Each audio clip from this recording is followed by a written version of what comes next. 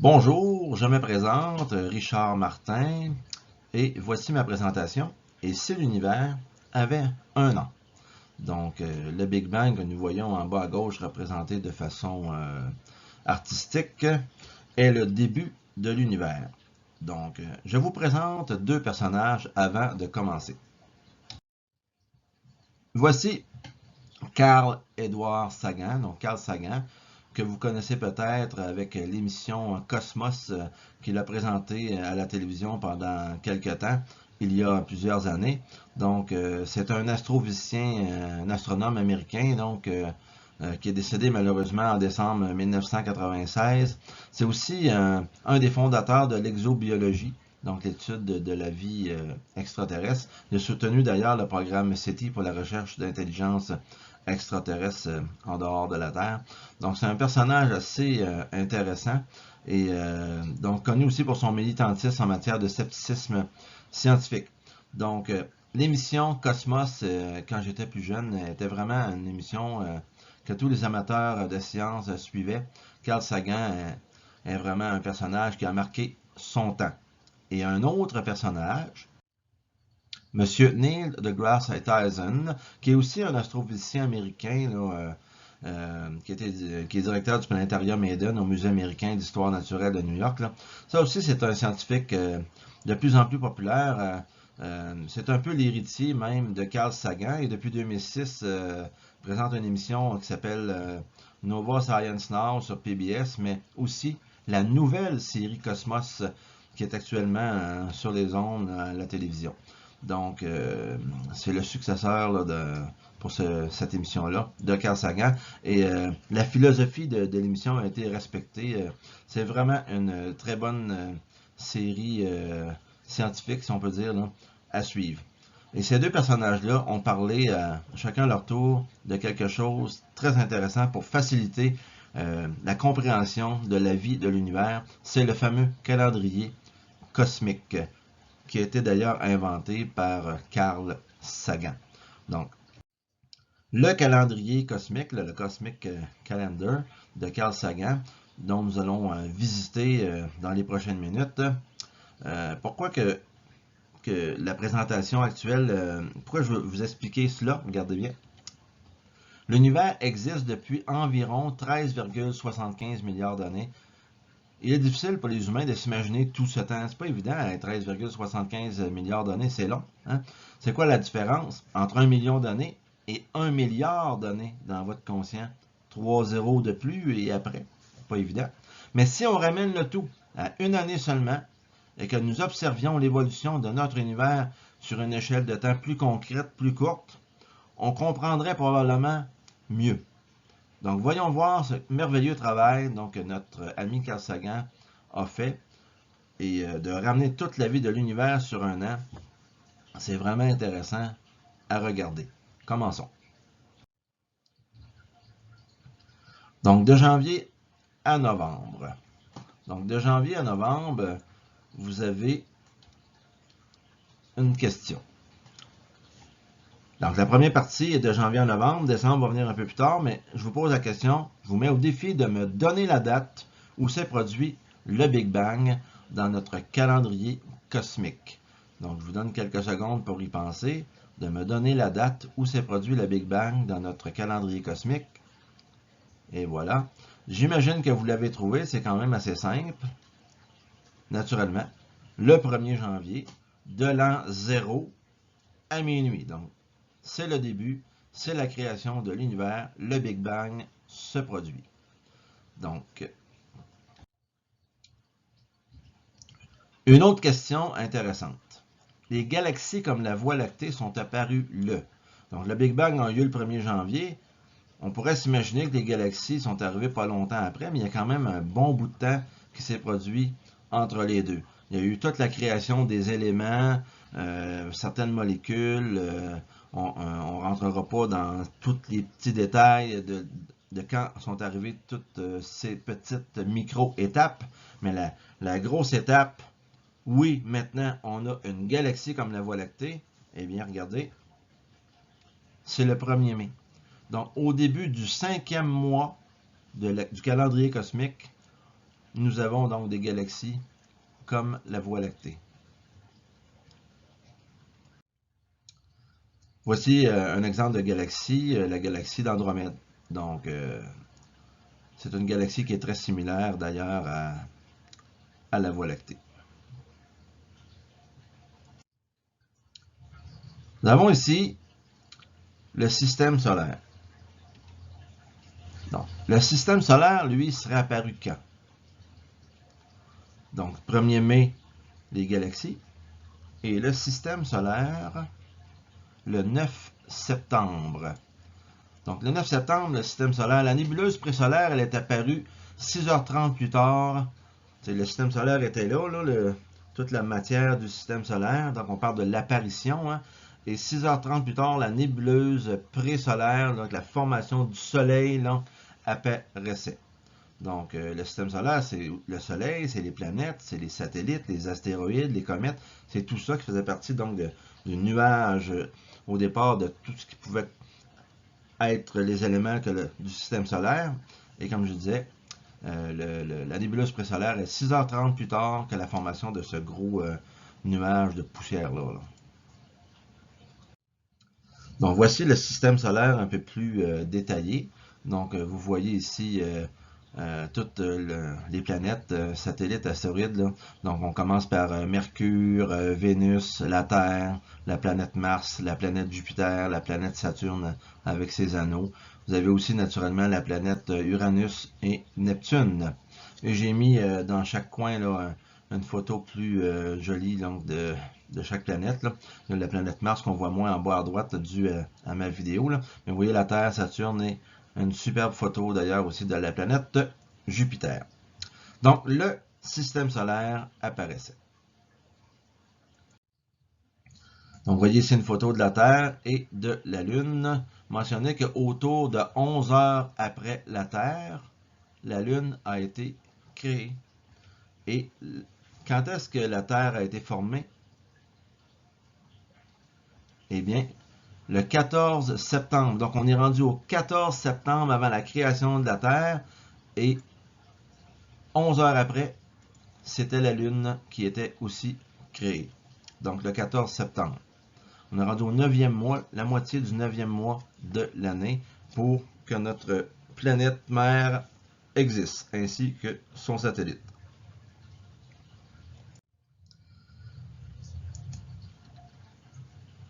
Origine de la vie sur Terre.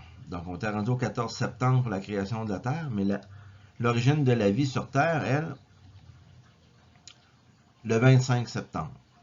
Donc, le 25 septembre, nous avons sur Terre, donc, 11 jours après sa formation.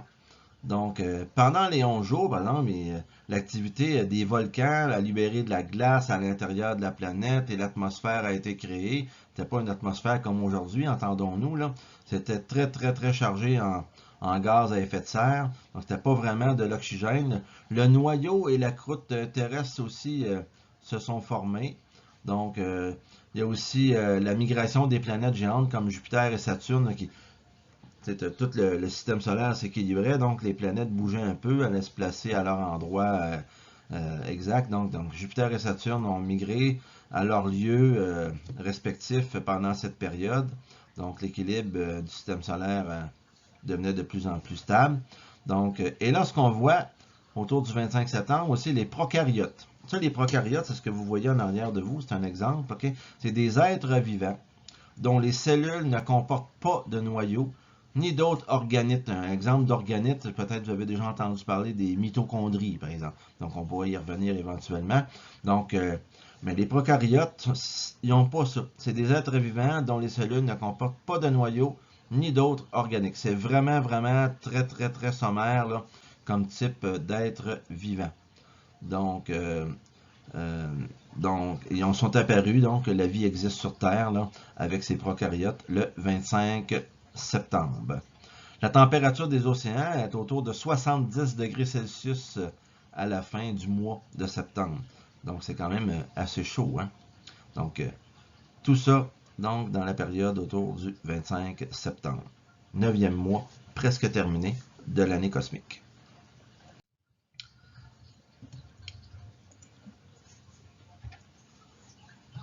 Formation des plus vieilles roches sur Terre. Ça va? Donc, les plus vieilles roches sur Terre arrivent à peu près quand? Donc, le 2 octobre. Donc, on est rendu au 2 octobre pour voir les plus vieilles roches apparaître sur Terre. Donc, ces roches ont un drôle de nom, les stromatolites, ou si vous préférez, les combolites. Donc, c'est des roches calcaires et où c'est aussi des structures marines biogéniques et organiques laminées double couche. Assez spécial comme définition. Donc, mais j'ai mentionné dans la définition que c'était biogénique. Donc, c'est un peu vivant, ces choses-là, si on peut dire. Là. Donc, c'était créé, c'est-à-dire ces êtres-là ont créé trop d'oxygène. Ça génère de l'oxygène, c'est ce type de roche semi-vivante, là. Et l'oxygène est toxique pour les organismes anaérobiques de l'époque, les organismes anaérobiques qui ça respire pas vraiment comme les organismes aérobiques, là. Mais quand même, l'oxygène est toxique pour ces êtres-là et ils vont finir par en disparaître beaucoup, là. Ils vont quasiment, ces types de roches-là, -là, s'auto-détruire elles-mêmes. C'est quasiment ça qui est arrivé, mais c'est assez spécial quand même. Hein. Donc, le fer aussi. Le fer de surface est assez présent et il va s'oxyder. Hein, parce que plus qu'il y a d'oxygène, plus que le fer va s'oxyder. Et le 9 octobre, si on peut dire, il y aura augmentation du carbone organique suite à une fossilisation plus importante et présence de couches et taches rouges comme preuve d'une atmosphère oxydante. Donc, le 9 octobre, on verrait ça. Donc, on est rendu autour du 2-9 octobre et on voit des couches, donc l'atmosphère qui s'est enrichie de dioxygène O2, de dioxygène, donc, et puis beaucoup de couches rouges dues à l'oxydation et ces fameuses roches-là là, qui existent depuis le 2 octobre. Donc, c'est pas évident à expliquer, mais c'est ça environ le 2 octobre, formation des plus vieilles roches de terre sur Terre qui avaient généré donc de l'oxygène et qui n'avaient pas aidé nécessairement aux êtres vivants qui commençaient là, à apparaître sur Terre. Mais une chose qu'on voit aussi, c'est l'apparition du dioxygène qui va permettre l'apparition de d'autres types de vie plus tard.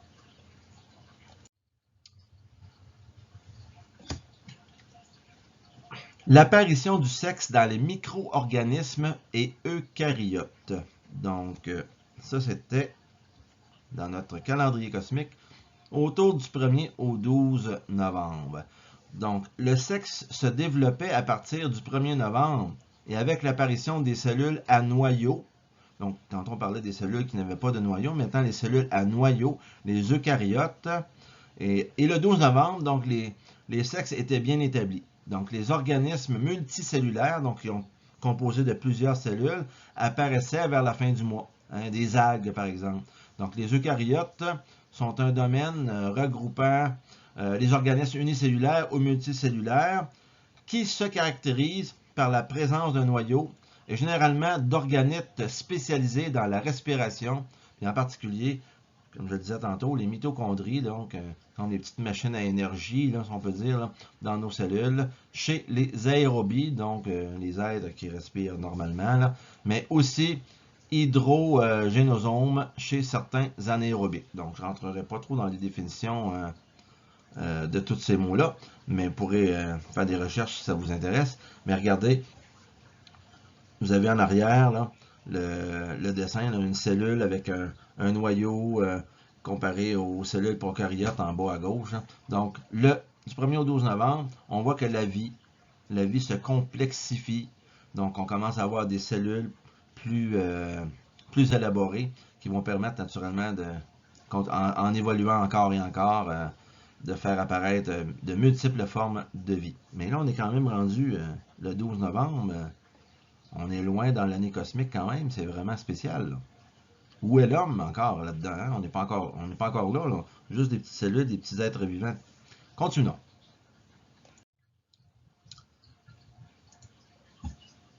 Oh, on arrive en décembre. Donc, la deuxième partie, si on peut dire, de la présentation, le mois de décembre. Donc, c'est la fin d'une période glaciaire, l'explosion du Cambrien. Donc, c'est rendu dans le mois de décembre. On est rendu déjà même autour du 13 au 15 décembre, imaginez-vous. La formation d'une atmosphère terrestre dotée de O2 le 1er décembre. Là. Digne de ce nom, là, le 1er décembre, on peut dire qu'on a une atmosphère dotée de dioxygène, de O2. Le 10 décembre, la température des océans est de 20 Celsius, donc ça a plus d'allure. Les métazoaires, comme nous voyons en arrière-plan, apparaissent entre le 13 et le 15 décembre et la période du Cambrien est commencée. Donc la diversité et le nombre d'organismes explosent. Les continents, eux autres, ils continuent à se diviser parce que vous savez qu'au début, les continents, il y avait un seul continent. Et finalement, il y a la dérive des continents. Il y a eu des divisions pour en arriver à avoir les Amériques, l'Asie, l'Europe, etc. Donc, continue à se diviser à ce moment-là. Et on est rendu la moitié du mois de décembre. Là. Donc, ça, c'était du 13 au 15 décembre pour ce type de vie-là qui commence à apparaître. Les invertébrés, donc les êtres, c'est-à-dire qui n'ont pas de colonne vertébrale, si on peut vulgariser ça de cette façon. Donc, comme le plancton océanique, comme nous voyons en arrière-plan. Donc, les tribolites, les tribolites, on en voit à droite là, de l'écran avec comme deux grandes antennes courbées. Là. Donc, les tribolites, les poissons, les proto-amphibiens, comme nous voyons à gauche, ça ressemble à une grenouille, là, mais on pourrait dire que c'est une proto-grenouille, donc pas tout à fait la grenouille d'aujourd'hui. Et les premiers vertébrés aussi, donc là avec des colonnes vertébrales, apparaissent et les premières plantes terrestres. Vous voyez en bas à droite de la mousse et vous avez par-dessus une espèce d'iguane qui n'est pas à l'échelle du tout par rapport à la mousse, mais j'avais pas de place pour le mettre dans la photo. Donc, tous ces types d'êtres vivants-là, donc que nous voyons présentement, arrivaient quand dans le calendrier cosmique? Autour du 17 et 20 décembre. Tout ça après une première extinction où plus de la moitié des espèces marines disparaissent. Ça, c'est à une époque où la vie n'était pas encore présente sur la terre ferme. Probablement, la cause de ça, c'est plusieurs astéroïdes là, qui auraient tombé sur Terre. Donc, les végétaux et arthropodes sortent de l'eau, foulent la Terre dans cette période. Donc, ça commence à se diriger donc vers la Terre et sortir donc des océans. Donc, c'est quand même intéressant. Et tout ça, autour du 17 au 20 décembre, là, la vie sur Terre, je parle de la Terre ferme, là, seulement autour de cette date-là. Il ne reste plus beaucoup de journées pour terminer l'année. Et pourtant, il reste beaucoup de choses qui ne se sont pas encore produites.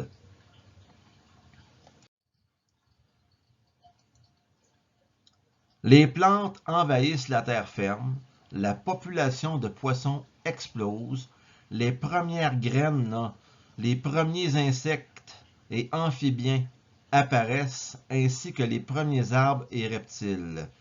Tout ça, comme les photos que vous voyez en arrière-plan, arrive autour du 21 au 23 décembre. Donc, autour du 21 au 23 décembre, tout ce qui est en arrière-plan, ça commence. Là. Bon, il reste une semaine avant de terminer, imaginez-vous, le calendrier cosmique. Donc, juste avant l'apparition des amphibiens et des reptiles, il y a eu une deuxième extinction chez les espèces terrestres. La cause est inconnue. Donc, je vous donne l'information. Donc, qu'avons-nous là?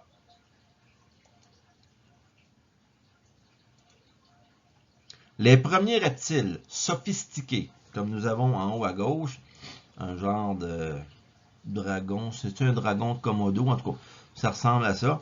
Je ne suis pas un spécialiste, mais les premiers reptiles sophistiqués, donc je ne parle pas des dinosaures, là. On en a en dessous, mais en haut à gauche, ce n'est pas un dinosaure, c'est pas mal plus petit, se sont développés. Il y a aussi les plantes modernes comme les conifères que nous avons en haut à droite, mais une troisième extinction a lieu à un moment donné et l'ère des dinosaures va commencer. Donc 95% des espèces vivantes dans les océans sont éliminés. Ça, c'est à cause d'une énorme éruption dans le sud-ouest de la Chine, de la montagne Emei, E-M-E-I, donc, et le début de l'ère des dinosaures en même temps que ça. Et ça, c'est à peu près à quelle date? Regardez bien. Oui, excusez-moi. Autour du 24 et 25 décembre. Donc, 24 et 25 décembre, le premier Noël, ou le Noël du calendrier cosmique, et les dinosaures sont le cadeau de Noël, si on peut dire. Il reste 6 jours avant de terminer l'année. On continue.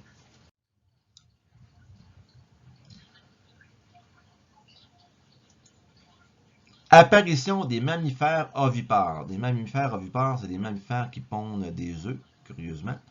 Donc, suivi des oiseaux.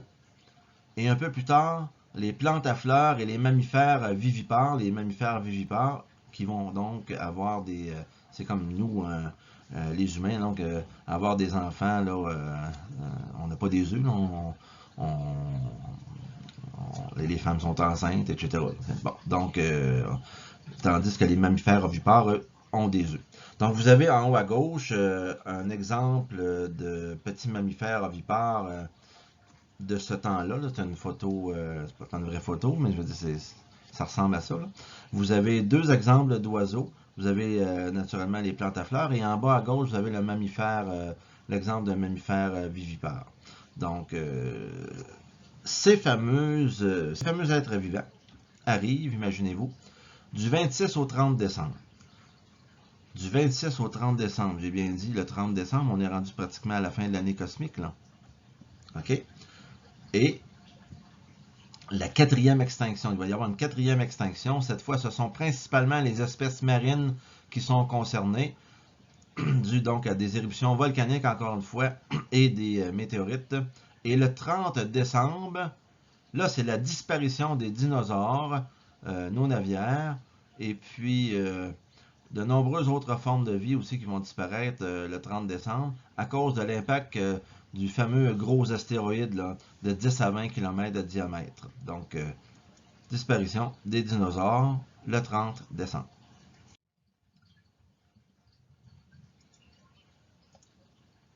L'apparition des premiers primates, comme nous voyons en haut à gauche, mais aussi les cétacés. Les cétacés, toute la famille, les baleines, ce sont des cétacés.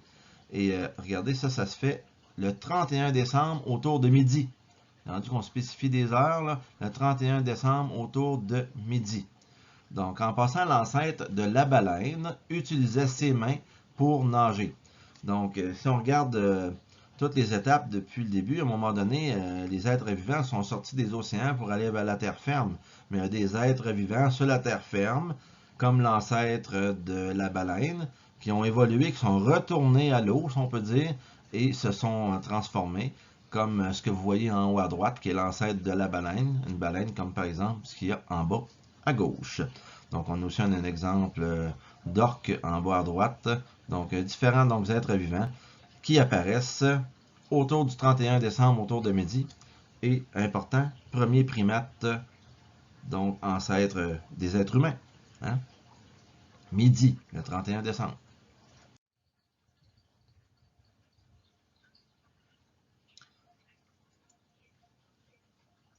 L'apparition des mammifères géants, comme nous voyons en arrière-plan. Donc, le tigre dans le sable, le mammouth, etc. Donc, apparition de mammifères géants, c'est arrivé le 31 décembre autour de 18 heures. Donc, 18 heures, il nous reste 6 heures avant de terminer l'année cosmique. Là. Donc, et là, c'est l'apparition de ces fameux mammifères. Ah! À 23h50, ben, je vais vous donner faire apparaître, là, apparition de l'Australopithèque, de l'Homo sapiens et de l'homme de Cro-Magnon. Donc, je vous ramène les heures. Là. Regardez. Le 31 décembre. Donc, pour l'Australopithèque que nous voyons à gauche, c'est vers 21h. Donc, l'Homo sapiens que nous voyons en bas est arrivé à 23h56, 4 minutes avant la fin de l'année cosmique. Et à 23h58, c'était donc l'homme de Cro-Magnon en haut à droite. Donc, l'homme, le début de l'homme, imaginez-vous, à peu près 3 heures avant la fin de l'année cosmique. À 23h50, l'homme domestiquait le feu. Le peuplement des Amériques à 23h58.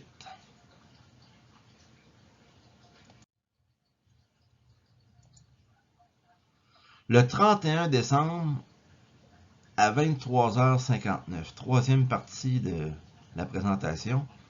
23h59, 3 petits points, imaginez-vous. Nous voyons aussi sur cette photo le début de l'agriculture, l'invention de l'alphabet. Vous avez en bas à gauche Bouddha, Jésus-Christ ainsi que Mahomet. Vous avez les croisades, la Renaissance en bas à droite, la période de la Renaissance. Regardez, je vais vous montrer quand sont arrivées ces choses. Donc, l'invention de l'agriculture, ça sera à 23h59 et 35 secondes. L'invention de l'alphabet, à 23h51, 59 et 51 secondes.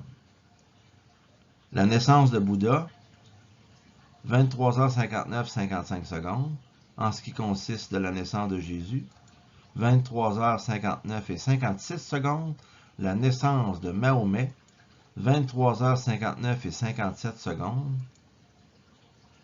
Les croisades, imaginez-vous, à 23h59 et 58 secondes.